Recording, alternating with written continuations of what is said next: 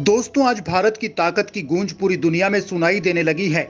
दुश्मन देश हो या मित्र देश, सभी के मन में डर बैठता जा रहा है कि आने वाले दिनों में अगर कोई ताकतवर देश होगा तो भारत ही होगा, क्योंकि जिस तरह से भारत की शक्ति बढ़ती जा रही है उससे लगने लगा है कि आने वाले सालों में उसे विश्व की महाशक्ति बनने से कोई नहीं रोक सकता। एक रिपोर्ट के मुताबिक भारत की अर्थव्यवस्था को लेकर कहा जा रहा है कि ये साल 2030 तक जापान को पीछे छोड़कर एशिया की सबसे बड़ी अर्थव्यवस्था बन सकता है। इसके साथ ही भारत की जीडीपी का आकार जर्मनी और ब्रिटेन से भी आगे हो जाएगा। वो दुनिया की तीसरी बड़ी अर्थव्यवस्था बन जाएगा। दोस्तों, भारत ने अपने फ्यूचर की प्लानिंग कुछ इस तरह से की है कि तकनीक के मामले में भी वो जल्द ही चीन, अमेरिका, रूस, जापान जैसे देशों को पीछे छोड़ देगा। इस वीडियो में आपको भारत के फ्यूचर प्लानिंग यानी कुछ ऐसे मेगा प्रोजेक्ट्स के बारे में बताने जा रहे हैं जिसे जानने के बाद आप कह सकते हैं कि भारत का भविष्य बहुत ही अलग और शक्तिशाली होने वाला है। तो दोस्तों, वीडियो को बिना स्किप किए अंत तक जरूर देखिएगा।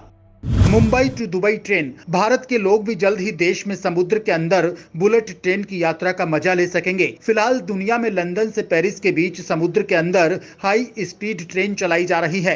इस तरह की ट्रेन चीन व जापान के बीच चलाई जा रही है। इसी तर्ज पर यूएई की एक कंपनी यूएई के एक शहर फुजैरा से मुंबई के बीच समुद्र के अंदर हाई स्पीड ट्रेन चलाने की योजना पर काम कर रही है। इस हाई स्पीड ट्रेन को चलाने का उद्देश्य दोनों देशों के कारोबार को बढ़ाना भी है। वहीं भारत से नर्मदा का अतिरिक्त पानी आयात किया जा सकता है। रिपोर्ट के अनुसार दुबई से मुंबई को जोड़ने के लिए कुल 2000 किलोमीटर का रेल नेटवर्क बनाया जाएगा। पानी में तैरने वाली ये मैग्लेव ट्रेन मुख्य तौर पर मैग्नेटिक रिपल्शन सिस्टम के आधार पर चलाई जाती हैं।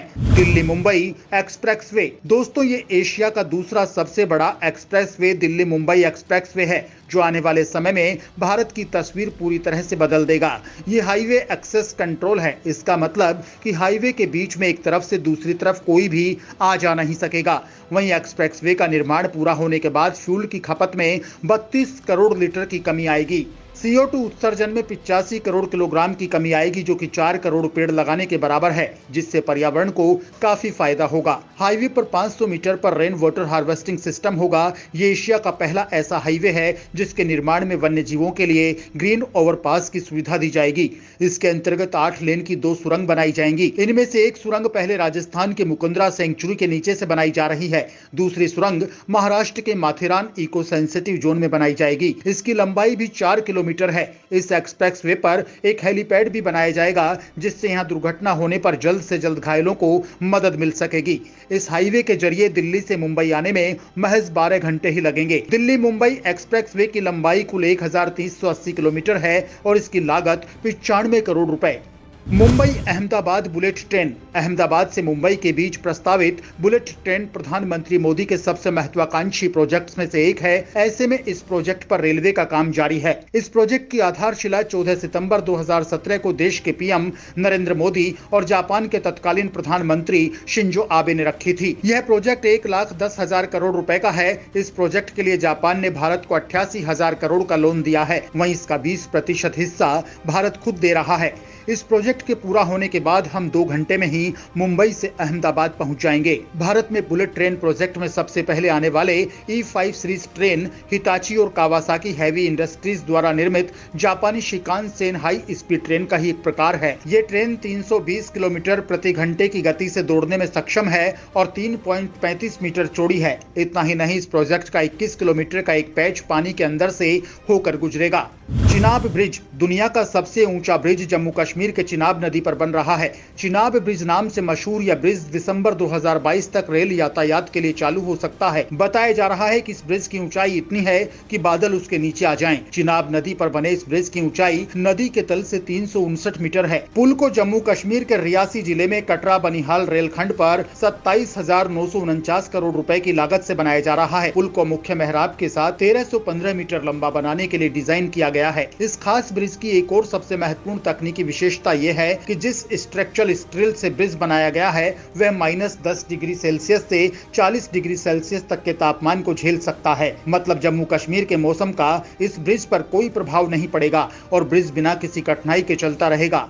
पुल जोन 5 की उच्च तीव्रता के साथ भूकंप के झटके को सहन कर सकता है। पुल को इस प्रकार से डिजाइन किया गया है कि उसकी आयु कम से कम 120 वर्ष हो। नवी मुंबई एयरपोर्ट। दोस्तों, हमारी आर्थिक राजधानी मुंबई में एक इंटरनेशनल एयरपोर्ट बनने जा रहा है। जीविको समूह ने मुंबई के टर्मिनल 2 को डिजाइन करने की प्रेरणा मोर से ली थी। इसके साथ ही नवी मुंबई अंतर्राष्ट्रीय एयरपोर्ट के डिजाइन के लिए जीविके समूह ने कमल के फूल से प्रेरणा ली है। इस एयरपोर्ट पर 2 दिशाओं से प्रवेश किया जा सकेगा। ये प्रवेश पश्चिम और पूर्व दिशा से बनाए जाएंगे। इसमें 2 समानांतर रनवे हैं जो एक साथ एक्सप्रेसवे, मेट्रो और जल परिवहन कनेक्टिविटी के साथ संचालन में सक्षम होंगे। एनएमआई ने एयरपोर्ट के डिजाइन के लिए भारतीय कला संस्कृति के साथ आधुनिकता का मिश्रण किया है। एयरपोर्ट का सेंट्रल टर्मिनल कॉम्प्लेक्स सबसे आकर्षण का केंद्र होगा। New Pamban bridge. तीर्थ स्थल रामेश्वर को समुद्र के रास्ते देश से जोड़ने वाला भारत का विश्व प्रसिद्ध पंबन ब्रिज अब 114 साल का हो गया है। बीच से 2 हिस्सों में खुलकर जहाजों के लिए रास्ता देने वाले शानदार और खूबसूरत ब्रिज को रेलवे ने अब रिटायर करने का फैसला कर लिया है। लेकिन उससे पहले पंबन ब्रिज के ठीक बगल में एक नया पंबन ब्रिज तैयार किया जा रहा है। ये ब्रिज देश का पहला ऐसा ब्रिज होगा जो बीच से ऊपर उठ जाएगा और उसके नीचे से समुद्री जहाज गुजर सकेंगे। आपको बता दें कि 1964 के साइक्लोन में मौजूदा पुराना पंबन ब्रिज क्षतिग्रस्त हो गया था।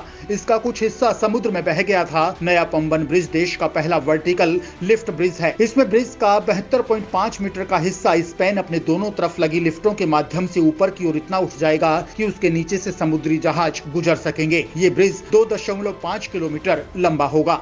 सीमांक प्रोजेक्ट। इस प्रोजेक्ट के तहत सीमा सड़क संगठन यानी बीआरओ ने जम्मू कश्मीर के लद्दाख क्षेत्र में दुनिया की सबसे ऊंची मोटर वाहन सड़क का निर्माण किया है। यह सड़क 19,300 फीट की ऊंचाई पर है और उमिंगला टोप से गुजरी है। बीआरओ के प्रवक्ता ने बताया कि 86 किलोमीटर लंबी यह सड़क रणनीतिक रूप से बेहद महत्वपूर्ण है। सड़क हानले के नजदीक से होते हुए चुसुमले और डैमचोक गाँव को आपस में जोड़ती है। यह क्षेत्र लेह से 230 किलोमीटर की दूरी पर स्थित है। खास बात यह है कि सड़क भारत और चीन के बीच विवादित डैमचोक इलाके के पास है, जिससे चीन को अब परेशानी हो रही है। वजह यह है कि सड़क बनने से पूर्वी लद्दाख के डैमचोक और हनले जैसे इलाकों के बीच कनेक्टिविटी तो बढ़ ही जाएगी, साथ ही सेना की मूवमेंट भी तेजी से हो सकेगी, जिससे लद्दाख के इलाकों पर पकड़ हो जाएगी।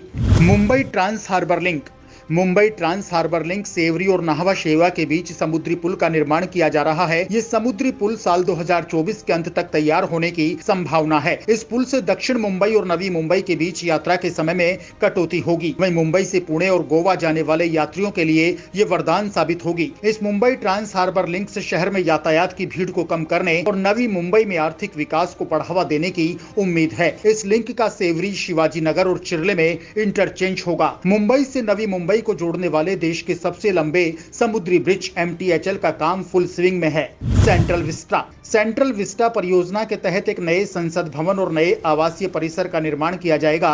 इसमें प्रधानमंत्री और उपराष्ट्रपति के आवास के साथ कई नए कार्यालय भवन और मंत्रालय के कार्यालयों के लिए केंद्रीय सचिवालय का निर्माण किया जाना है। सेंट्रल विस्टा परियोजना की सितंबर 2019 में घोषणा की गई थी। 10 दिसंबर 2020 को प्रधानमंत्री नरेंद्र मोदी ने परियोजना की आधारशिला रखी थी। इस पुनर्विकास परियोजना में एक नए संसद भवन का निर्माण प्रस्तावित है। एक केंद्रीय सचिवालय का भी निर्माण किया जाएगा। इसके साथ ही इंडिया गेट से राष्ट्रपति भवन तक 3 किलोमीटर लंबे राजपथ में भी परिवर्तन प्रस्तावित है। इसके अलावा इस क्षेत्र में स्थित इंदिरा गांधी राष्ट्रीय कला केंद्र को भी स्थानांतरित करने का प्रस्ताव है। सेंट्रल विस्टा परियोजना के तहत बनने वाली संसद भवन की नई इमारत करीब 65,400 स्क्वायर मीटर में बनाई जाएगी और यह भव्य कलाकृतियों से युक्त होगी। International convention and expo centre. यह सेंटर दुनिया के टॉप 10 एक्सपो सेंटर्स में से एक होगा। यह भारत का सबसे बड़ा इंडोर एग्जीबिशन स्पेस होगा। वाणिज्य मंत्रालय के मुताबिक इसके निर्माण से रोजगार के 5 लाख अवसर प्राप्त होंगे। दिल्ली के द्वारका में यह प्रोजेक्ट 221 एकड़ जमीन में होगा। इस पर कुल 26,000 करोड़ रुपए की लागत आएगी। India international convention and expo centre का एक इंटीग्रेटेड कॉम्प्लेक्स होगा, जिसमें exhibition halls, convention centre, open exhibition space, mixed use commercial space, retail services और हाई एंड ऑफिसेज शामिल होंगे। कच्ची दरगाह से बिदुपुर। दोस्तों, भारत के मेगा प्रोजेक्ट्स में से ये एक महत्वपूर्ण प्रोजेक्ट है। गंगा नदी पर कच्ची दरगाह से बिदुपुर 6 लेन पुल का निर्माण 2024 में पूरा होगा। इसकी कनेक्टिविटी बख्तियारपुर 4 लेन से होगी। वहीं आने वाले कुछ सालों में आमस दरभंगा नई 4 लेन सड़क की कनेक्टिविटी भी इस पुल से हो जाएगी। ऐसे में कच्ची दरगाह से बिदुपुर 6 लेन पुल उत्तर और दक्षिण बिहार को जोड़ने वाली एक महत्वपूर्ण कड़ी साबित होगा। हालांकि निर्माण पूरा होने की समय सीमा 30 जून 2023 ही थी, लेकिन कई वजहों से इसमें देरी हुई है। Mumbai ropeway project. दोस्तों, आपने कभी न कभी रोपवे की सवारी तो जरूर की होगी, जो ज्यादातर पहाड़ों पर चढ़ाई के लिए काम में लिया जाता है। लेकिन अब आपको समुद्र पर रोपवे का लुत्फ उठाने का मौका मिलेगा, जो मुंबई में बनने जा रहा है। शिवड़ी को एलिफेंटा द्वीप से जोड़ने वाला 8 किलोमीटर का समुद्री रोपवे मौजूदा यात्री नौकाओं पर तनाव को कम करेगा। खास बात यह है कि रोपवे मुंबई से घरापुरी के एलिफेंटा द्वीप तक महज 14 मिनट में पहुंच जाएगा। फिलहाल इस दूरी को नाव से तय करने में 1 घंटे का समय लगता है। इस परियोजना पर लगभग 700 करोड़ रुपए खर्च होने का अनुमान है। वाटर एयरपोर्ट्स को हरी झंडी। भारत में 10 वाटर एयरपोर्ट्स को हरी झंडी मिल गई है। अहमदाबाद से केवड़िया स्थित स्टैच्यू ऑफ यूनिटी के बीच सी प्लेन सेवा शुरू होने के बाद Sardar Sarovar dam, Sabarmati river front, Odisha के चिल्का लेक, अंडमान निकोबार के लॉन्ग, स्वराज और शहीद आइलैंड में वाटर एयरपोर्ट्स बन रहे हैं। मायापुर वैदिक मंदिर। दोस्तों, दुनिया का सबसे बड़ा कृष्ण मंदिर भारत के पश्चिम बंगाल में बनाया जा रहा है। यह मंदिर नदिया जिले के मायापुर में बन रहा है। 6 लाख स्क्वायर फीट से भी ज्यादा क्षेत्र में बनाए जा रहे इस मंदिर की कई खासियत हैं। मंदिर का कीर्तन हॉल 1.5 एकड़ में फैला हुआ है, जहां एक बार में 10,000 भक्त कीर्तन भजन गा सकते हैं। जिस फ्लोर पर पुजारी पूजा की तैयारी करेंगे, वो फ्लोर 2.5 एकड़ में फैला हुआ है। मंदिर के आगे 45 एकड़ में गार्डन है। इसी से मंदिर की भव्यता का अंदाजा लगाया जा सकता है। अगर बात मंदिर की ऊंचाई की करें तो वो 350 फीट है।